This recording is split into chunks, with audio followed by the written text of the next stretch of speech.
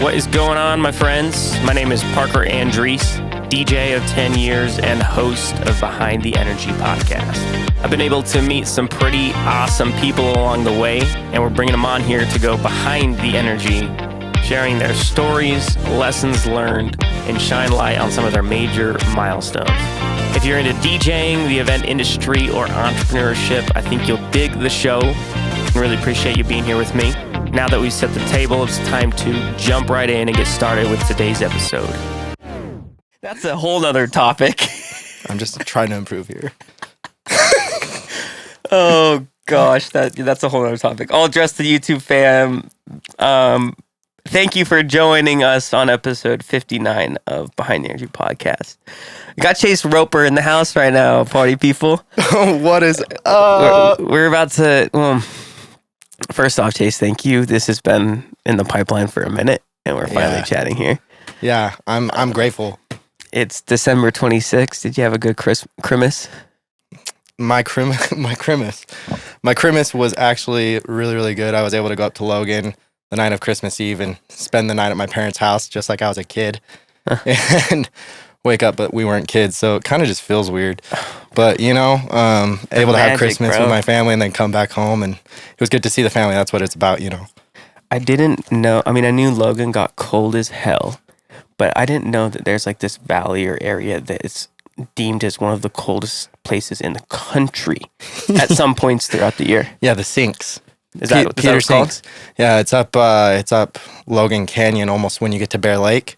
Mm-hmm. There's like these craters. Mm-hmm. And like down in the bottom of those craters inside of this valley, it gets so cold. It's got like negative, I forget what it is, like 60 something. Yeah, bro, no way. Like, but it could be totally fine around it. We need to get a Hive location in like Huntington or San Diego where it's warmer. I'll get right on it. after I was visiting there the other week, I'm like, bro, this just seems so much more fitting than Salt Lake. I want to be warm all year round. I digress. We just kind of started talking. Chase, seriously, welcome to the show. This has been in the pipeline for a couple months now. Viewers on YouTube, muchas gracias. Thank you for tapping in. I hope you're enjoying the season. This is the second to last one for season 3, episode 59 of Behind the Energy podcast. We're about to go behind the energy with Chase Roper, who is a very passionate entrepreneur. I am going to link all the information in the show description and Chase's bio, which is incredibly impressive. We're going to spend some time talking about, in the majority of the show, your journey as an entrepreneur, as a creative, as an artist, and spend some time talking about more in the latter half of the show of what's, currently in the oven cooking, what's in the pipeline, what's to come. Yeah. I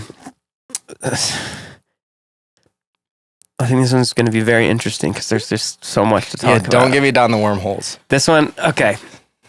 For the listeners and for you, Chase, I want to apologize because there's so much to talk about, and we've been having minutes. Breakfast for the last 3 months, and we sit there. How long did we sit there last time?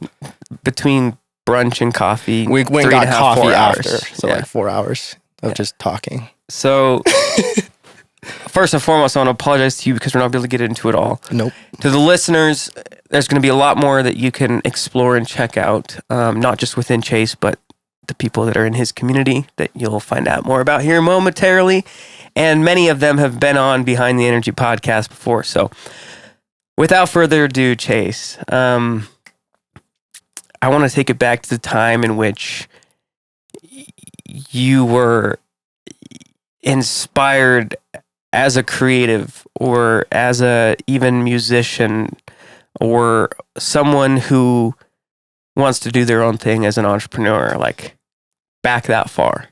That far? I know it's quite vague, okay, but I feel like you are able to understand what I'm trying to get at, what I want to highlight right now. Yeah, so I mean, I guess when I started getting that spark I've always kept a journal of ideas, and I've done that ever since I was 10, of things I've thought of, and I just write it down and I keep a list. And I think where I started taking off was when I was in high school. I was a freshman, and I looked around at everybody out. It was when the tech deck fad was out. Oh, You know, everybody had one of those on their desks, and if you I like, bought tech decks for my niece for Christmas. so sick, so sick. Sorry, And you were like I you made like little skate parks with your like books and stuff. Yeah. And I was like, you're painting the picture, the setting. We're in like Utah, and everybody skis, but there's no mini skis. And so like, I thought about it, and I was like, why don't I make mini skis? But I make replicas of people's actual skis, and then like they can buy them. And so then I made my own like little wood press that I use paper in. And I made graphics of like their actual skis and made them super small. And then like you could use these mini skis on your desk. And I called them AMPMs, and they were called All Mountain Park Minis. And basically you could collect the skis you had in a miniature form throughout the years. So I started doing that. And were you selling these to friends? Yeah, I was selling them like $25 a pop. 25? Yeah. And they Wait, were could you actually use them? Yeah. Oh, okay. So and these they were are not waterproof. Yeah. Oh, that seems like a bargain. Like, probably pressed like cardstock, regular paper, and like I had a pattern to it. And then like I would like bend them into the shape as it went, and then I would put the graphics on top after, and then like seal them. And then you should have charged 10x that. No, I was just happy. I like, you know, looking back, I was just a kid. But the time and energy and resources. And, that was really cool. And I was like, ever since, but I've done stuff like that all the time, and I've failed a lot. Give me and the listeners another example of an entrepreneurial endeavor or, project that was a big part of your focus for a while. I would have to go back to Prodigy. Prodigy, I came up with an idea for musicians to get more exposure and more recognition, because there's so many great musicians out there that will never be heard. And I blame that on the way that we socialize is through social medias and everything like that nowadays. And you have a specific amount of followers, and it wrecks the charting systems and just stuff like that. So it covers up the good people. And so I created a platform for musicians and, even DJs and, music lovers alike to be able to go on there. And if you're a musician, you sign up as an artist. And if you're a listener, you sign up as a listener. And you're able to put a search radius of like 50 miles around you in your hometown, and you can see all the people that make their own music. And you could follow them, swipe left, swipe right, create playlists.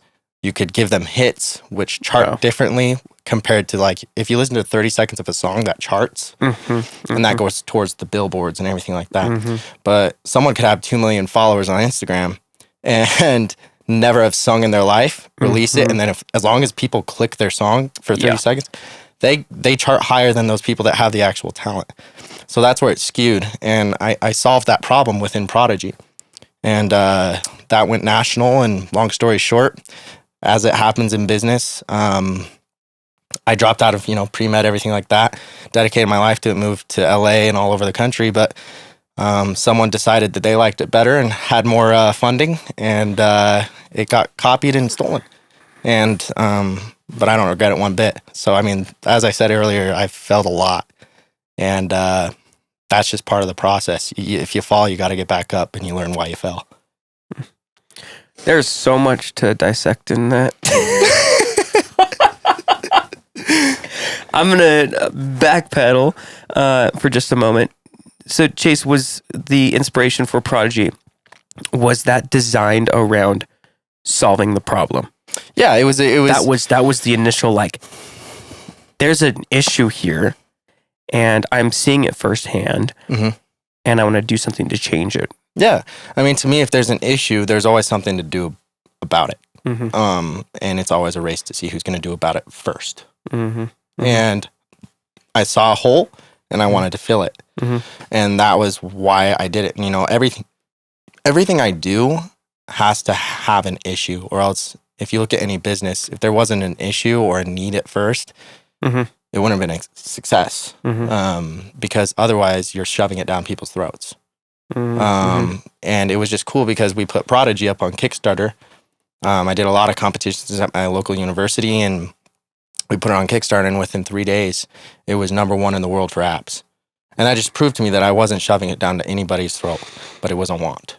That is insane. And so... That's very telling in terms of how big the problem is and the demand for a solution. I have emails and messages and things from Europe, Canada, New Zealand, all the places, and like multiple places of people just saying, you know, this is an answer to prayers. How do I invest? How do I do this? How do I do that? And like, just as like a 20-year-old seeing all that stuff, it drives the hell out of you. You're just like, holy cow, maybe like someone like me can make a difference. And I've carried that on my back ever since. I feel like in a way that's a good a fuel to your fire, but also kind of a lot of pressure to have on your shoulders. I don't know anything different. Spoken like a true entrepreneur. Goddamn.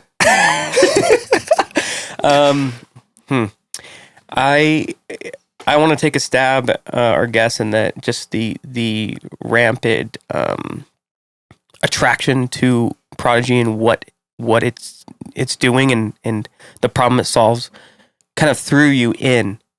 I mean, yes, you have been an entrepreneur for many years and done different endeavors and whatnot, but kind of like really threw you into this very ever-changing, evolving, surprising, challenging industry of music and artists and performers. Yeah. Can you take a moment to share a little bit about that? Yeah, without going too far, we'll see what I can do. Yeah. You're doing great. I know we have skimmed over so much, but I think for the topic of, or in terms of the time we have here and what we get to talk about, I think you're doing great. So please continue, Chase. So, but basically, what got me into it was I saw a need, and I actually thought of Prodigy while I served an LDS mission. I grew up LDS.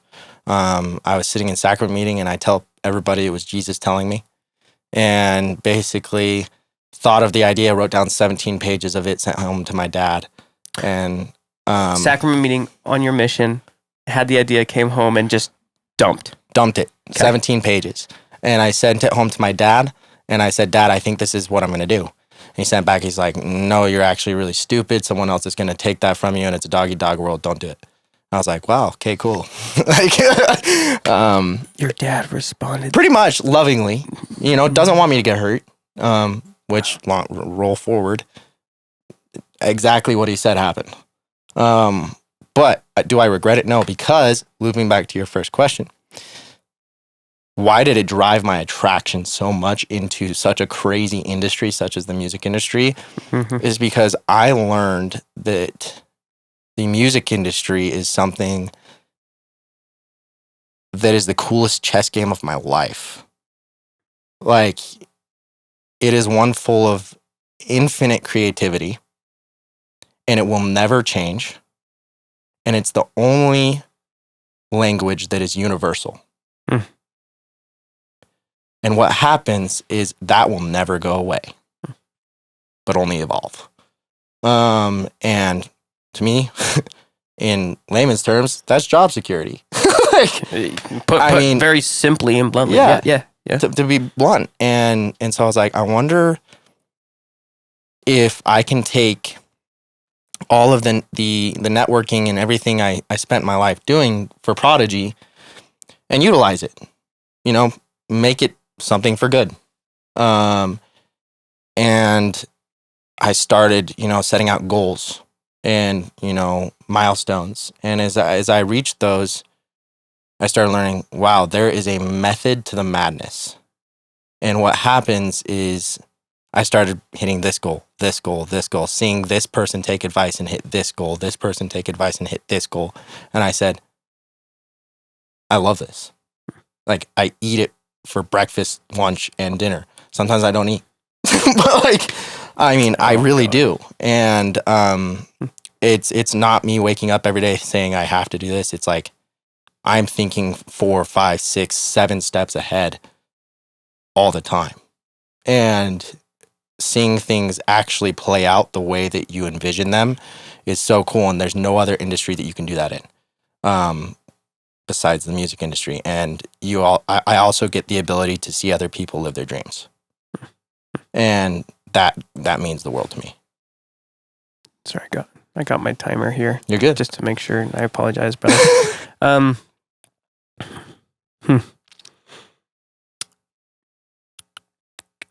trying to think. There's quite literally a number of topics that we could dive into. Chase, a lot of the focus of this podcast is, again, centered on telling your story and also providing some form of value, more so educational for listeners and viewers.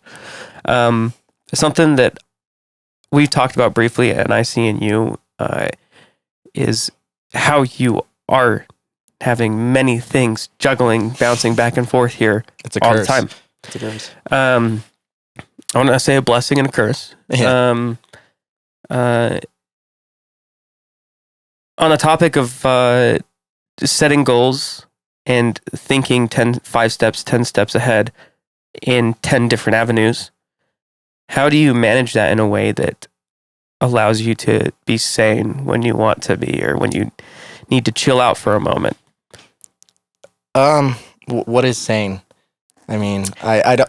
When you need a moment of peace or balance, or you need, like for me, for example, going on vacation is not an easy thing. I love what I get to do, and I work quite a bit. And for me to step away for 48 hours or 10 days from everything that I get to do is not an easy thing. When you come across something like that, or even if it's like, I need 2 hours to chill out, what's a strategy you've implemented, or are you, like, is my question making sense? Yeah, it is.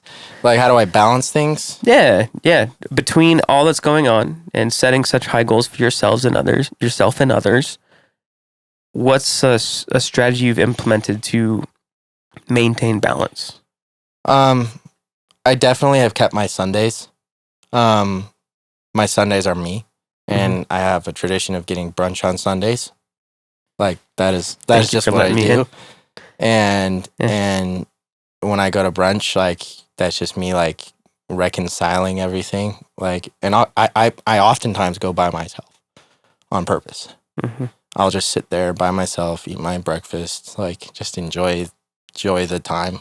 Like, it's fun for me to do that. And the other thing is I think it comes down to perspective, because I learned joy in the work. And I've never gone to, like, in any of this industry, I've never gone to work a day in my life. Like, and that's a blessing to be able to say that. I sat back in Phoenix recently and I got teary-eyed, and I was just like, I just got paid flights, everything, chauffeurs, to go do something fun. Like, how lucky am I? And it's fun. Like, you got to find fun in what you're doing. Like, I genuinely, when I go, listen to artists or my friends or anyone, I will be smiling in the crowd. Like, I just have a good ass time. And I love it. Sorry, I'm smiling because I was smiling all Friday night. That was so much fun. Yeah. Sorry, I didn't mean to derail the conversation there. Something I got out of that, you didn't use the word specifically, but incorporating gratitude to find yourself with a greater pool of perspective. Yeah. Even though you're not, you may not feel like you're working, but in those late hours or those tough days, those tough conversations, whatever that may be, taking a step back and saying, I just got to travel, all expenses paid for, and made, had some income to take care of my finance, my bills, doing something that I love. Yeah. Working with the people that I love. Yeah. Seeing them grow and succeed. Chase, I think right now is kind of an appropriate time to, unless, take me and the listeners through the next chapter. We barely touched on Prodigy, but I do want to get to everything else that we get to talk about.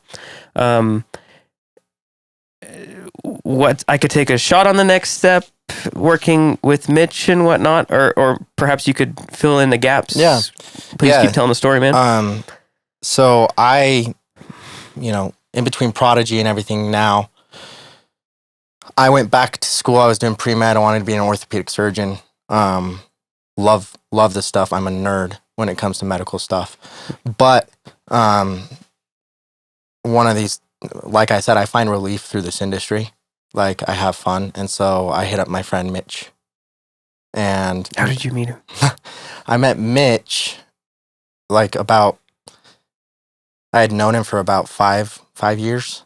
And I met him because I used to be owner of like an event company. Do you want to talk further into that? No. Okay. An event company in Utah. Yeah. So I was part owner of an event company, and basically, I did that right when I came home from my LDS mission. And Mitch was a very young kid at that time, but he was DJing these parties. And they weren't like small. They were like, around 1,000 people. And I was like, I started getting to know him. And we never really like fully like connected, but we knew of each other and we saw each other a lot. We were acquaintances, I would say. And long story short is, fast forward, I had just gotten through a gnarly breakup, like a gnarly breakup. And I was struggling. And all of a sudden, Mitch was the one who came and said, let's talk. And he started coming over and talking to me. And he helped me through like a really tough time in my life. And we were able to connect and like go deeper. And so then we became just like best friends because we were just there for each other. And fast forward, I'm still doing the whole pre-med stuff. And I was really stressed. And I said, hey, Mitch, can I play a show with you? And he goes, what? And I was like, yeah, why don't we just make like a duo and do it every once in a while? And he was like, okay. And I could see Mitch's response. And I was like, we could call it trauma, man. Because like, obviously, like that's how we got diving deeper into like our friendships, because we both have trauma. And he was like, I like it. I low-key kind of love that. And so, the whole idea was people for an hour could escape their trauma from life and just let go. And so we started injecting like these mental health messages into our sets and like taking a second for people to like think. And we did 2 shows. And at the end, I was like, there is no way I can keep up with this dude. Like, I just He's can't. talented, like, bro. And so I was like, no, like, how about you do that stuff and I'll do all the business stuff. Like, I'll see what I can do. Like, you want to do this for the rest of your life? And he was like, well, yeah, of course. Like, you know how the answers are. Well, yeah, of course. That's another big thing. You just breezed right. You want to do this for this? I said, yeah, cool. Okay. On to the next one. I'm trying my best to keep it short. Basically, I said, okay, I'm going to use everything I built, because I don't know why it hadn't registered to me that I was deep in the music industry for Prodigy. And I still have all those connections, PR outlets, everything. So I said, okay, let's see if this will work.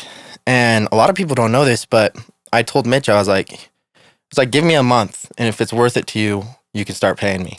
I remember you mentioned that. And he was like, okay.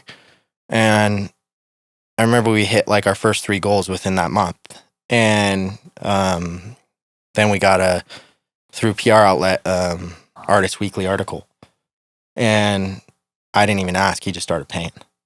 And so ever since then, I've helped him, and we've hit a lot of goals and gone out of state, and he played for James Hype, and just crazy stuff has been happening. Everything we Chase kind of that night.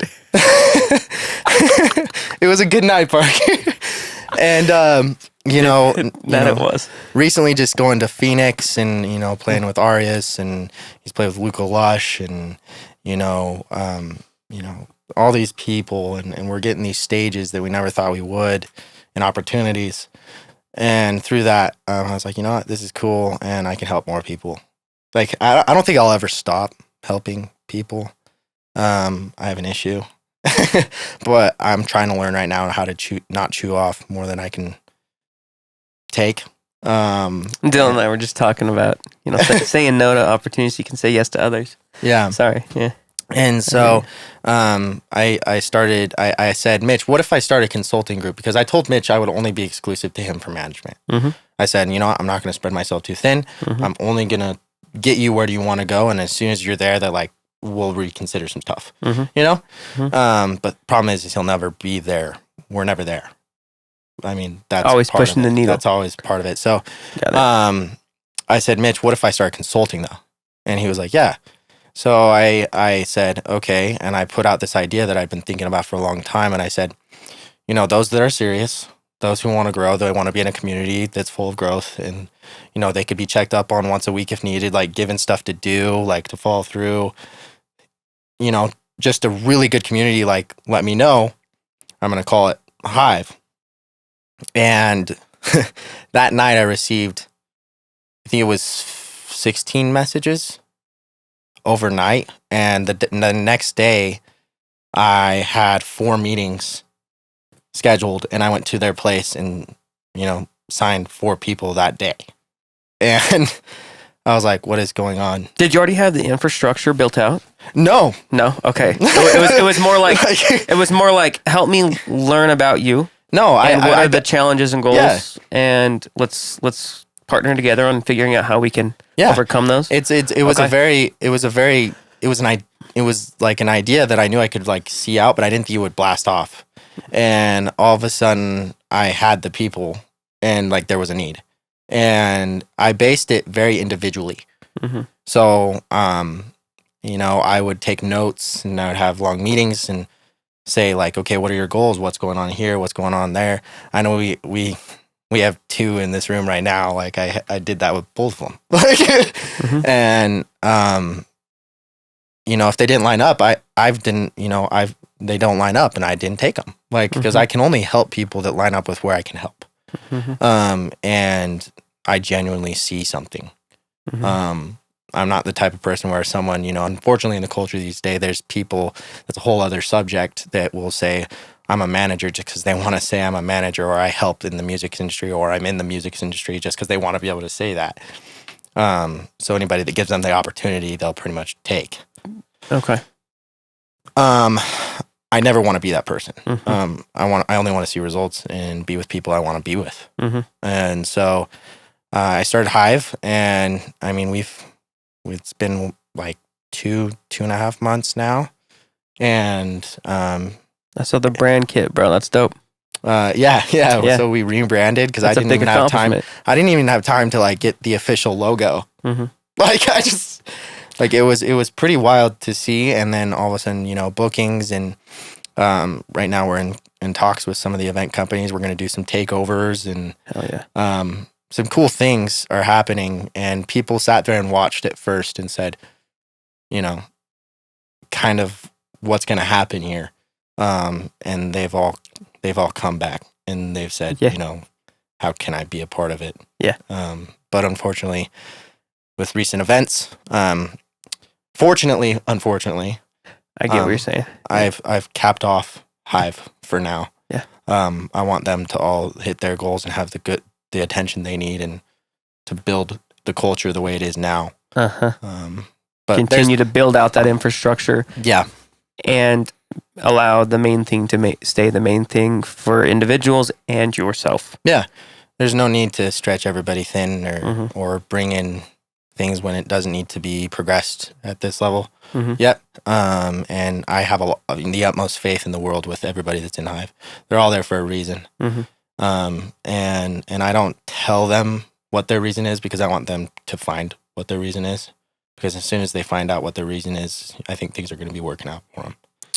It's funny that you say that, because I think one of the strengths that I see in you is ability to like connect with and communicate with and understand people of all ranges. And I feel like you, in a way, have the ability to like bring those roots above the ground quicker than others may not be able to. I think it might be because I've bloodied my head against a bunch of walls before. Yeah. So they don't have to. And you know, I'm not afraid to fail. That's a whole other subject, but those who are, I say this a lot, those who are stupid enough, those are the ones that are the stupidest. Well, no. Okay, let me take that out. No, I please continue. I think I know where you're going. The ones that are stupid enough, the ones that are okay being called crazy, those are the ones that make it. And, you know, I love being called crazy.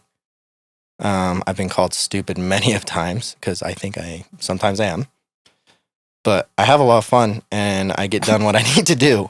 And, you know, you look at all the people that are the big wigs in the world. How many times were they called stupid? How many times are they called crazy?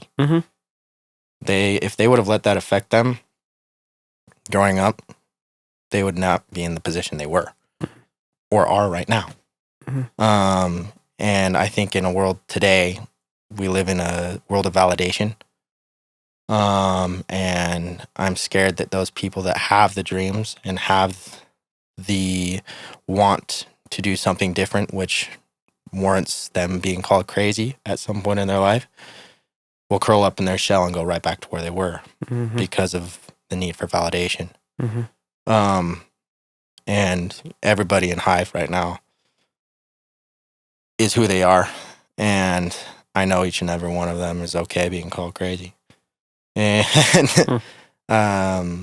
they've got what it takes. And, you know, that's what I want to surround my circle with is people are willing to step out on the ledge and say, watch me.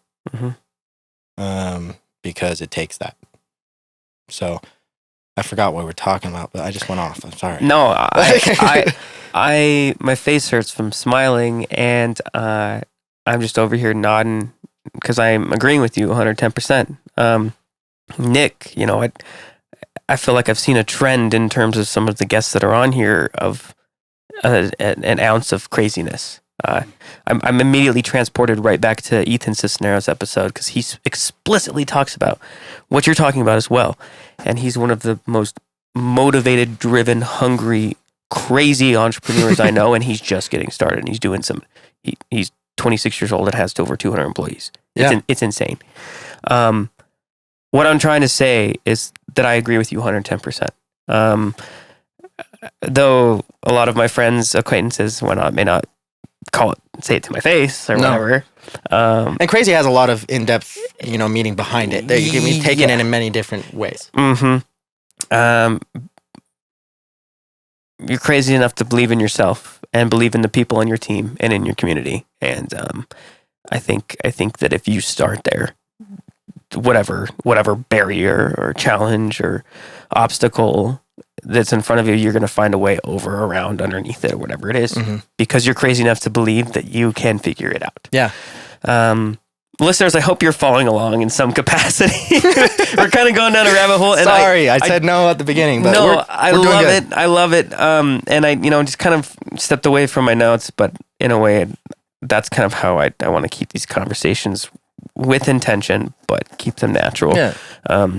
So the guests can see and hear and feel the sincerity in who you are and your story and what we're talking about here.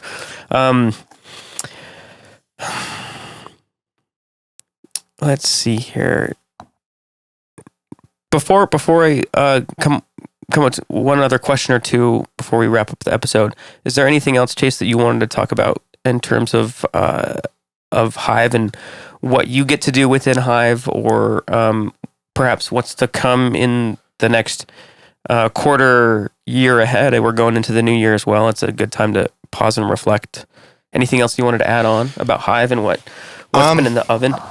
I'm just excited. Some things are happening within Hive that honestly, without the power of the group, probably would not happen. And Hive isn't just a single individual. It's a hive, and it moves as one.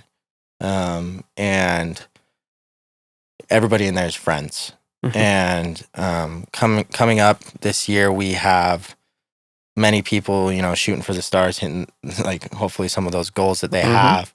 And I'm excited. One we have coming up is We're doing Salt Sessions, and that's with Gabba. Who's Gabba? I'm being sarcastic idiot. But yeah, so if you don't know, now you know, there's baby. a cool guy right there named Gabba. But the thing that Gabba does is so unique that what I saw was, once again, a need. Yeah. And he needs a space to be able to do exactly what he wants to do. Yep. And that's where his wings can fly. Yep. You know?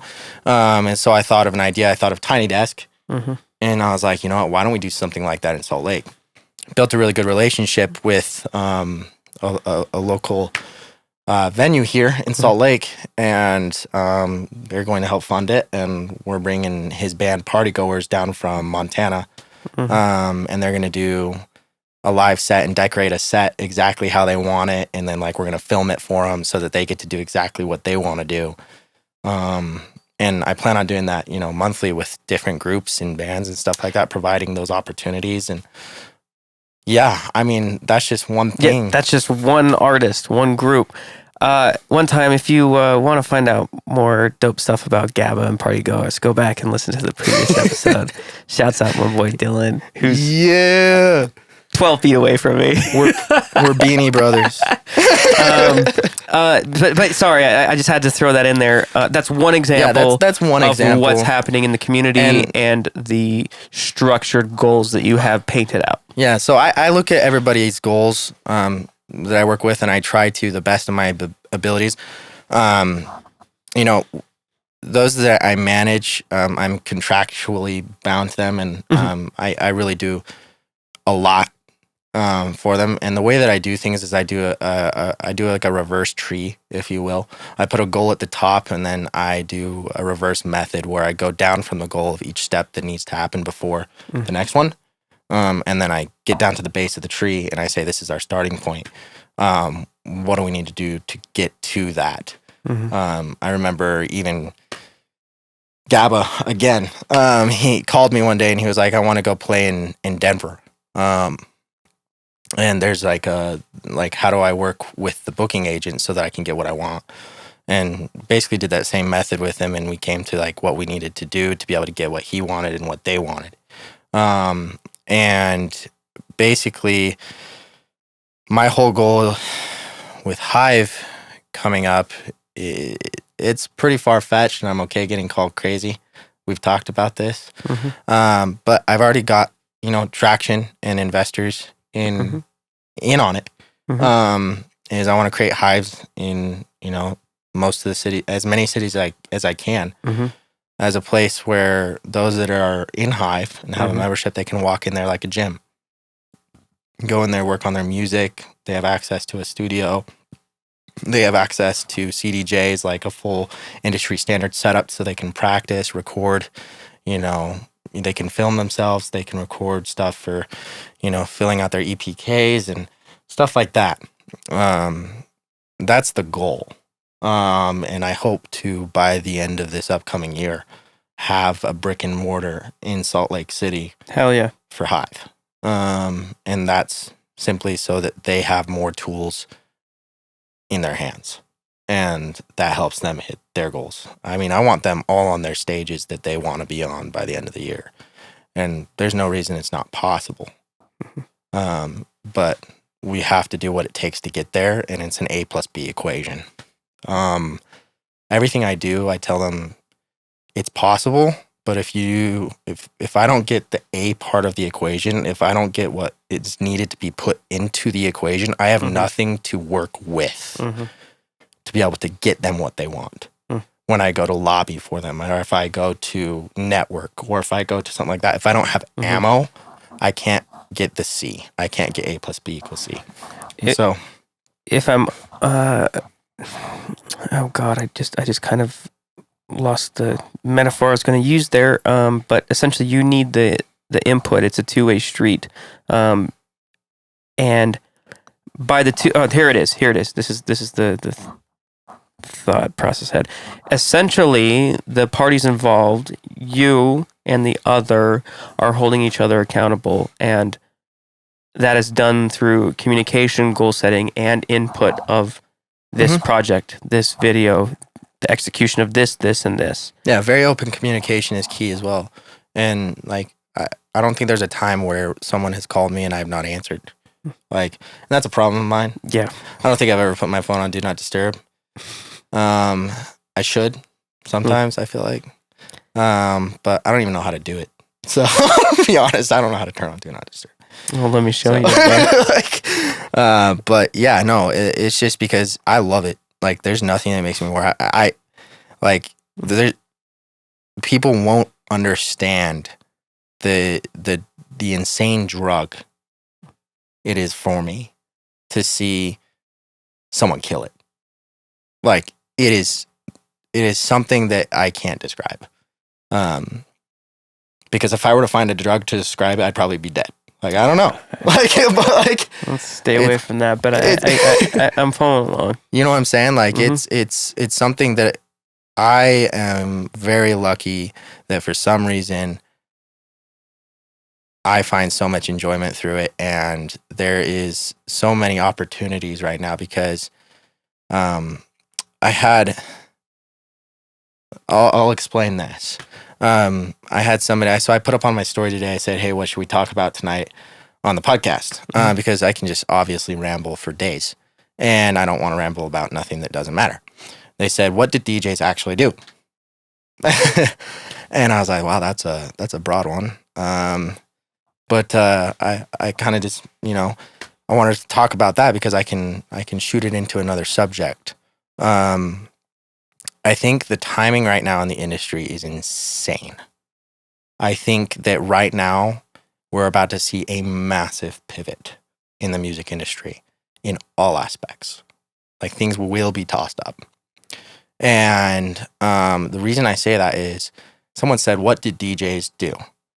Well, DJ, the term, actually originated back in 1935 when basically a radio show host called it disc jockey. Mm-hmm. So DJ. Basically, that just meant something, jockey meaning controlling a machine. Mm-hmm. That's the term. And so basically a DJ used to be only someone who controlled the basically output of music. Mm-hmm.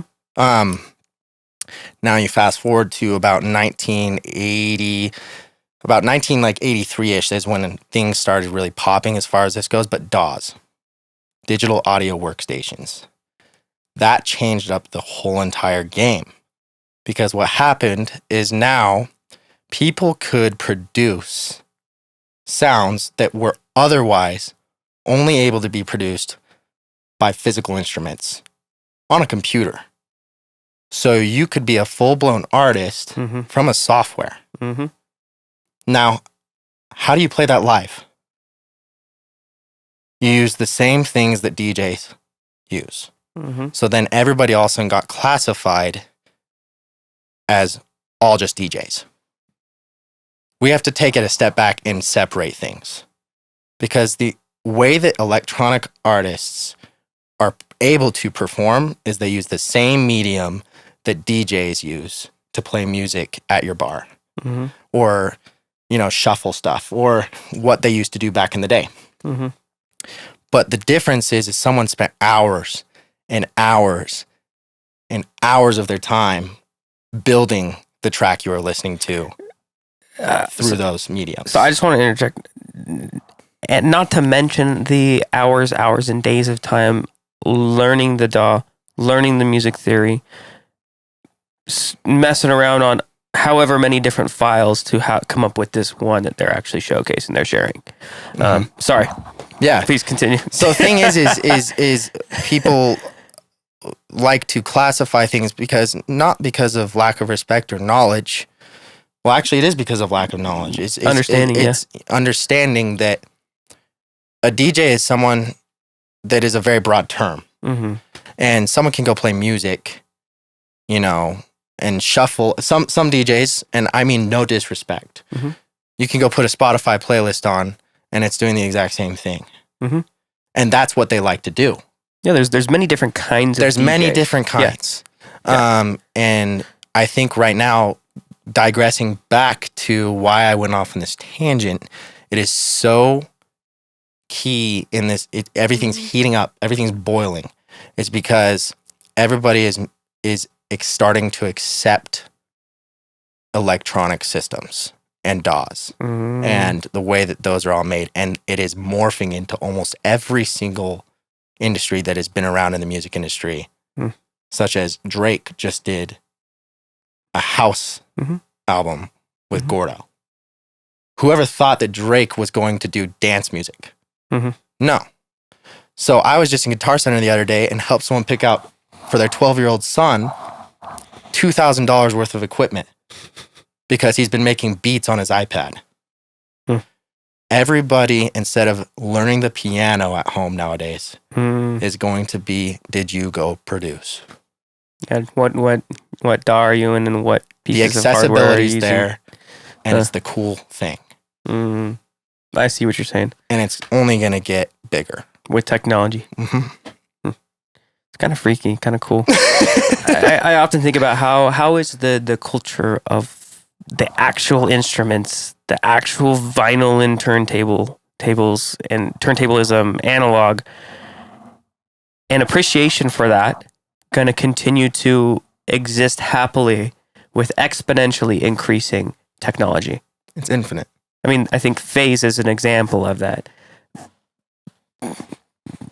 I don't need to dive into that and go down the wormholes, but I think that crosses my mind quite a bit. And you see the curve, you've seen the graphs, but so technology's at that's my whole goal with Hive is to provide a space for people to grow in the right way and learn the right way and be around good people that are doing it. And I just hope that I'm able to do it to where people trust me, and it's a possibility. And that's what I'm proving to myself right now as well. And it's been really, really cool for me to do over these last few months, and it gives me more hope than ever for the future. I'm sure you've been and on fire. So grateful for every single person that's a part of my life and in some way, shape, or form trust me. Because I look at myself in the mirror and I go, what? But I've got everything. I wake up expecting nothing, but knowing I need to prove everything. And that's how I have to look at everything. Expect nothing, prove everything. Well, my dude, in context of our brunch conversation, remember that trust a two-way street.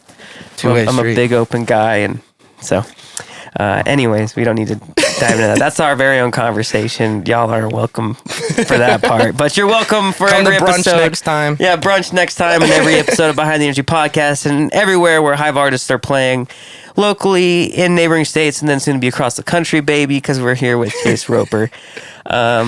That's my radio wrap-up call right there. Any last words of wisdom you want to leave with the people? Or I would say take it from someone who's fallen on his face a lot, and will continue to probably for the rest of my life in some way, shape, or form. If you have something you want to do, however big or small, don't live your life wondering what if. Because I got to the point where I said I would rather know I failed than I would rather know what if later on. And that's given me a lot of comfort because the what if is going to hurt you a whole lot more. So just do it. I don't even need an outro, dude. Jeez. All right.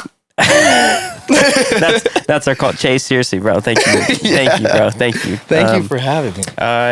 Once again, my friends, we're going to be including everything Hive and Chase related in the description. Where can the people go to find the Hive on socials and such?